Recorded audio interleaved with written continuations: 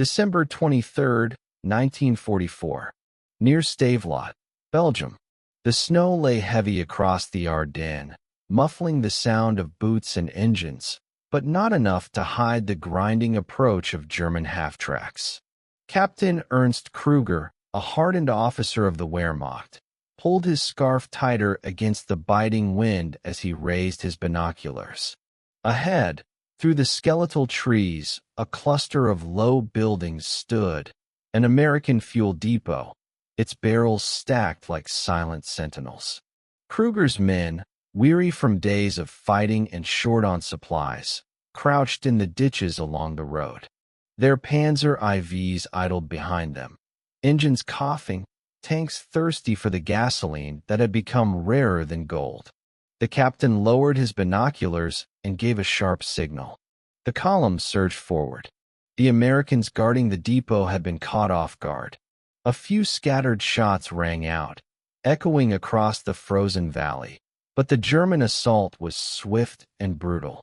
Grenadiers stormed the perimeter, rifles barking, while machine gun fire stitched across the snow. Within minutes, the depot was theirs. Smoke curled from a burning jeep, and the Stars and Stripes was torn down from its pole. Krüger strode into the yard, his boots crunching on ice. He passed rows of fuel drums, their metal skins glistening under the pale winter sun. His men cheered, slapping one another on the back, convinced they had struck a decisive blow. "Benzin," one shouted, prying open a barrel lid. Another soldier laughed. "Now our tanks will roll all the way to the Meuse." But as Krüger inspected the depot, his excitement faltered. The barrels were marked not with the coveted gasoline, but with diesel and aviation fuel, useless for the panzer divisions. He ordered a drum opened, dipped his glove into the liquid, and sniffed. The sharp, oily scent confirmed his fear. The captain's jaw tightened. Around him, the men's cheers faded into silence. They had risked lives, spent ammunition, and seized what seemed a prize, only to discover it was worthless. The offensive, already strained, had been banking on captured American fuel to sustain its momentum. Without it, the tanks would remain stranded, their engines sputtering out in the snow. Krüger turned to his adjutant, Lieutenant Weber, who stood pale-faced beside him. "Write this down," Krüger muttered, his voice low but firm. "We have taken the depot. But the war is not won with barrels of the wrong fuel. This offensive," he paused, staring at the horizon where the American artillery thundered in the distance, "is finished." The men dispersed, some kicking at the barrels in frustration, others staring blankly at the frozen ground. The bitter wind carried the sound of distant fighting, reminding them that the enemy was regrouping, stronger by the hour. Krüger felt the weight of realization pressing on him. The Ardennes gamble had already begun to collapse, and this depot was the proof. The depot lay silent now, its barrels gleaming in the pale light, but the silence was heavy with futility. Captain Krüger stood among his men, the bitter realization gnawing at him. The Ardennes Offensive, Hitler's grand gamble to split the Allied lines and seize Antwerp, was built on speed, surprise, and fuel. Without gasoline, the tanks were nothing more than steel coffins waiting to be abandoned in the snow. Krüger's adjutant, Lieutenant Weber, scribbled notes in a small field journal, recording the seizure and its hollow outcome. "The Americans," Weber muttered, "they drown in supplies. And yet we cannot drink from their river." His words carried the sting of truth. The U.S. Army's logistical machine was unlike anything the Germans had ever faced.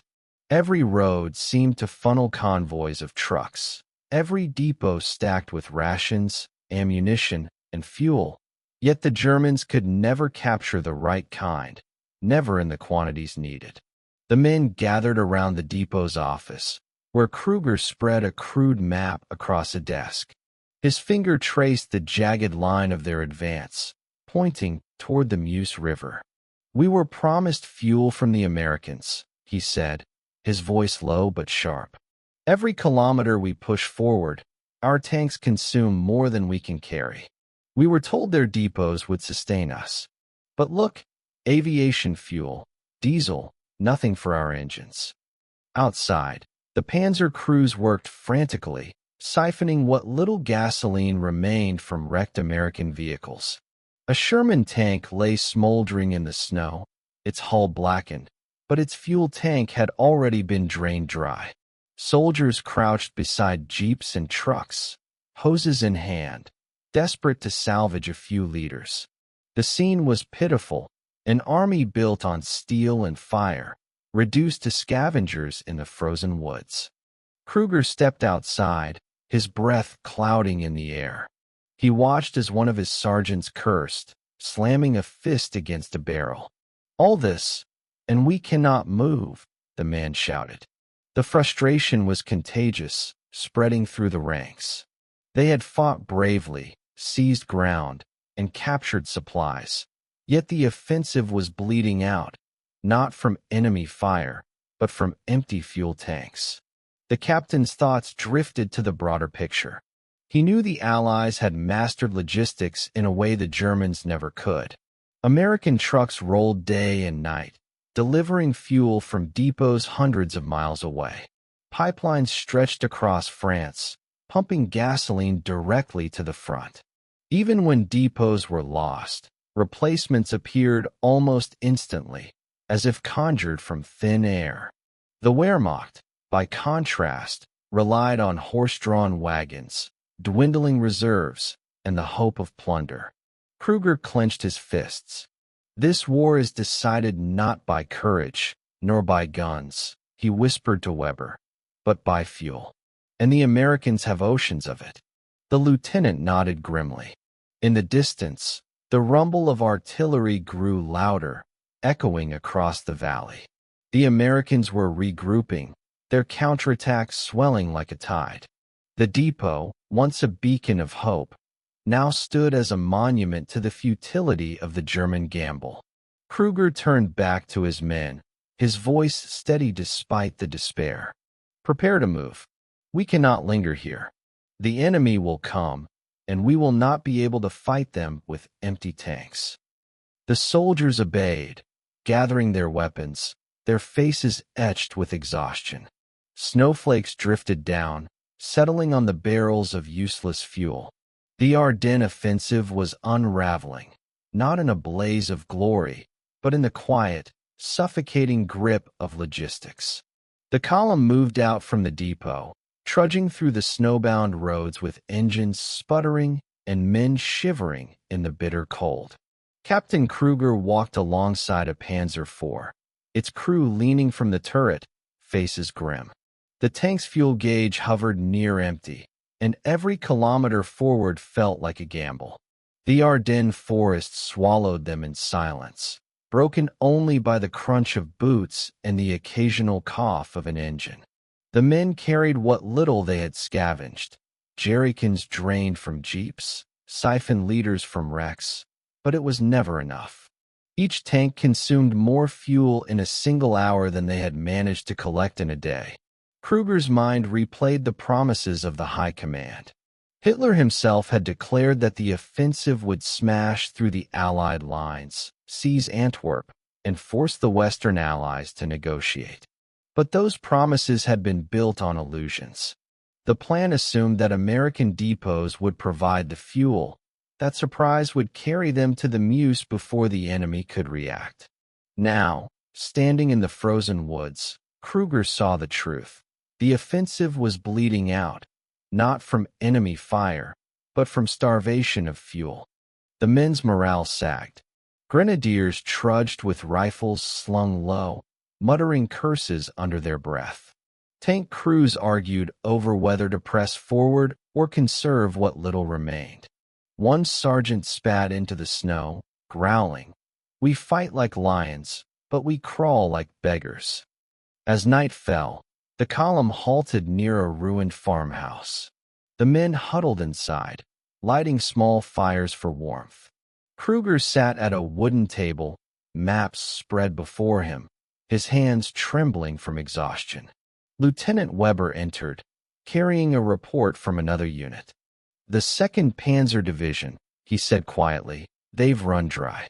Tanks abandoned along the road. Crews marching on foot." Krüger closed his eyes. The image was unbearable. Steel beasts left to rust in the snow, their crews reduced to infantry. The offensive had been designed as a lightning strike, but now it crawled at the pace of men's boots. Outside, the distant thunder of American artillery rolled across the hills.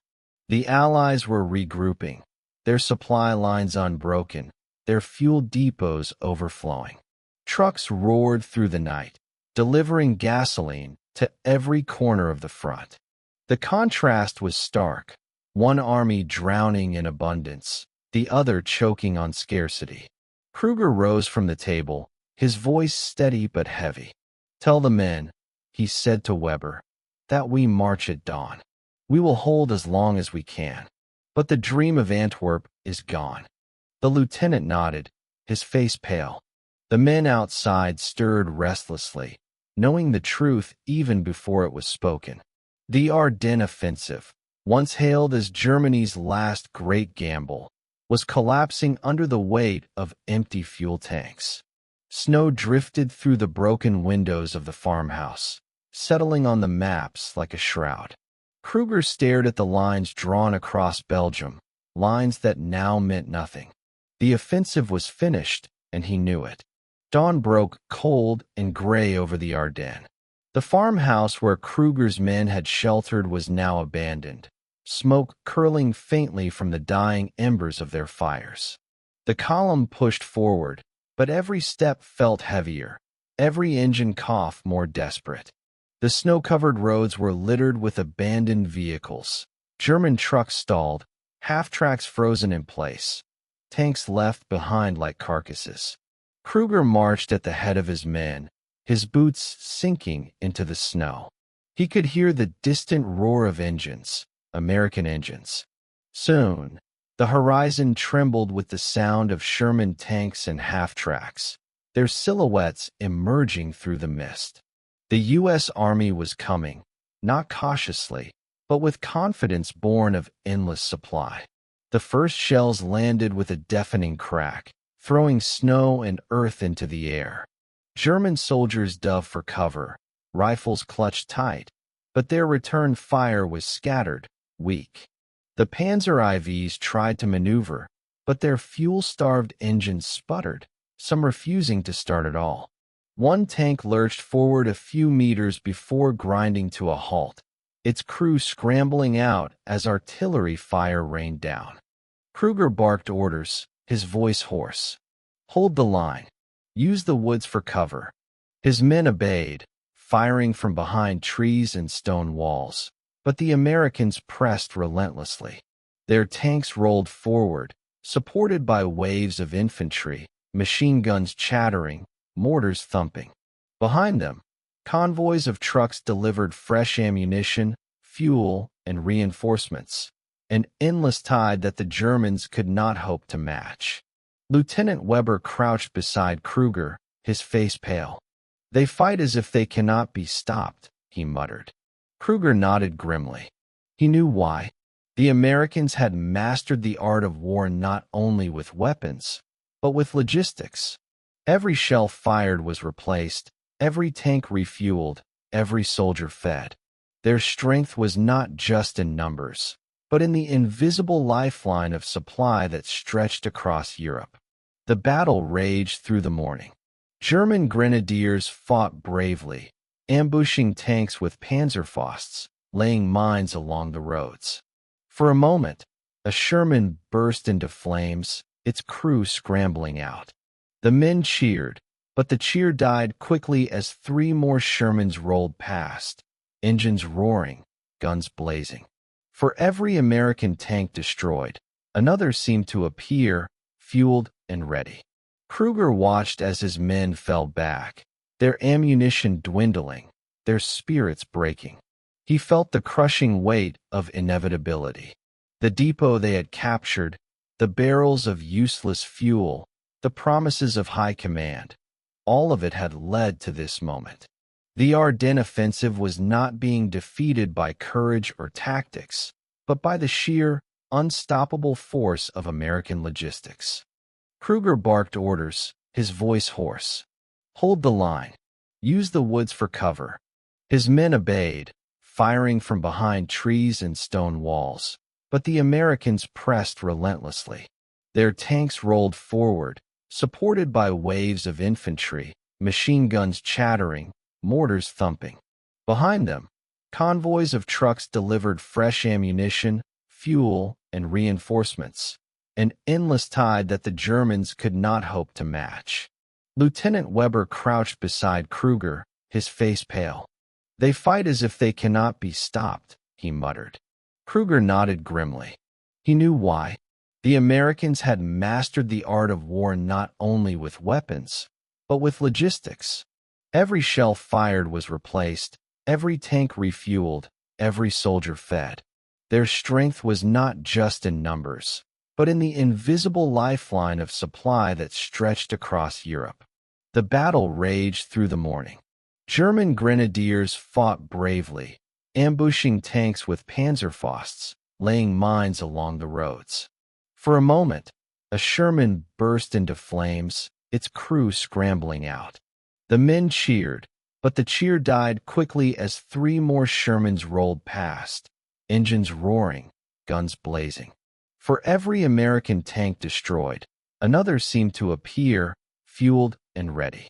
Krüger watched as his men fell back, their ammunition dwindling, their spirits breaking. He felt the crushing weight of inevitability.